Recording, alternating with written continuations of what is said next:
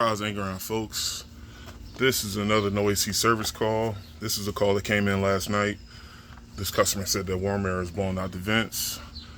They don't talk English too well, so I tried to ask very brief questions. I don't really need to know everything. Sometimes, guys, the service history is great, but sometimes you just got to diagnose what you can see, and you can make the appropriate diagnosis from there. But guys, I just had to go back to the truck and get my tool bag. This customer, I literally just went inside and they got warm air blowing out the vents. And my outside unit wasn't running. Hold on. Let me lock the door here. Got my key. So yeah, guys, what I'm gonna do is, and unfortunately, I don't even know if I can get to the inside unit, but since I know I have air blowing out the vents, I'm gonna take a look at this outside unit. And guys, like I said, this is a less than ideal circumstance, but we try our best to work with what we got sometimes.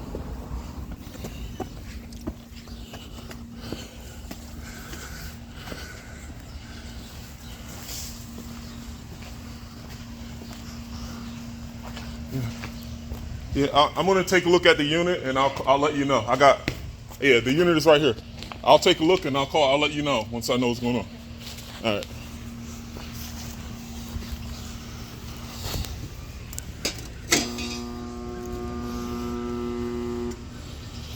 That buzzing sound is definitely not normal. Let's open this up and see what we got. All right. And that's definitely a dead giveaway there. But this is a 1410. This looks to be a Bryant or a Carrier R410A, 2.5 ton. So this looks like a 2010 model. And as you can see, our contactor is pulled in. And that capacitor is definitely no bueno. 40-5. Let me go to the truck and I'll get another one. And yeah, guys, this cap is definitely swollen. And guys, with a cap that looks like this, there's really no benefit in testing it. Once the terminals are swollen like this, it's best to replace the cap. Now guys, I'm not saying that this is the only issue, but what I'm saying is that I would recommend putting in a new cap and then testing everything once you put in a new cap, because guys, yeah, with the terminals swollen like this capacitor is a no bueno. It's not going to work.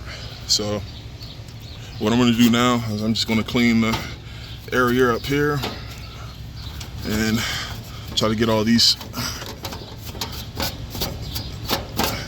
cobwebs and dust out the unit here. I'm going to clean this up and let me pop the new cap in and we'll rock it out. And guys, another thing, I ran out of my perforated zip ties. And guys, you see me use that before. I believe it was last week, but I had to give that back to my guy. So guys, you want to see me use a different method, because the newer 40-5 caps are bigger than the old 40-5s. But stay tuned, you're going to see how I make this work. I'll see you in a little bit. You guys see me before use a zip tie with the perforated holes in them for mounting. Unfortunately, I don't have that, and me knowing I have a bigger cap, I'll still use the old clamp. But what I ended up doing was using a large 1/4-inch screw. And guys, two things with these particular Bryant, Carrier, and Payne units: you want to be careful when you replace these caps not to touch one of your wires in your contactor, because that could accidentally open a fuse. So guys, from experience, after a while, you'll know how to carefully do this. But for beginners, if you guys had to replace a capacitor on these particular units, it's best to cut the power off inside. But the second thing, guys, is with longer screws, this screw isn't all the way in, but it's in enough for me not to have play on my capacitor. Make sure with these longer screws, you don't get too crazy and go all the way through, because you don't want to accidentally poke a hole in the coil. So the screws in enough for me not to have play on the cap. And then most importantly, I kept everything further enough away from that, from my leads on my contactor coil, so nothing shorts out. So all right, next, let me take the stuff off the top of the unit, and let's start this unit and see what happens next. I'll see you guys in a little bit. All right guys, moment of truth. I hear my compressor turn on.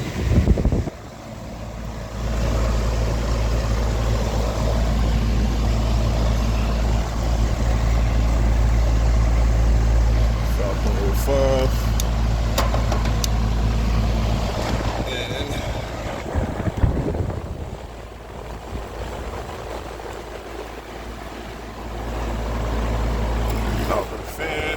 Everything's drawing amps.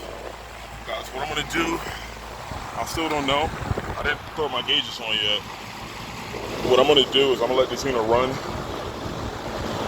for about 2 or 3 minutes, and I'm gonna go inside and I'm gonna check my refrigerant, or I'm gonna check my temperature difference inside. Unfortunately, guys, I can't go to the unit. I don't know if this is like another tenant downstairs, but that door is locked. The only access I have inside is I have a few supply vents from the first floor tenant. And like I said, guys, it kind of sucks not having access, but you try your best to work with what you have. And guys, sometimes if you don't have access, then you can't really diagnose the system. You know, you can't diagnose the system without having access to, for instance, the thermostat. So just make sure, like I said, there's not wrong with trying to help people out, but make sure you guys have access to do your job. So for sure, if you guys do diagnose the system, you can at least, you know, diagnose it correctly, have all the information you need, and you can avoid recalls. So yeah guys, I'm gonna let this thing run for a little bit. Let me close the doors up, and I'm gonna go inside and check my supply. I'll see you in a little bit. Alright, it's 70 and dropping, and this is back to 71.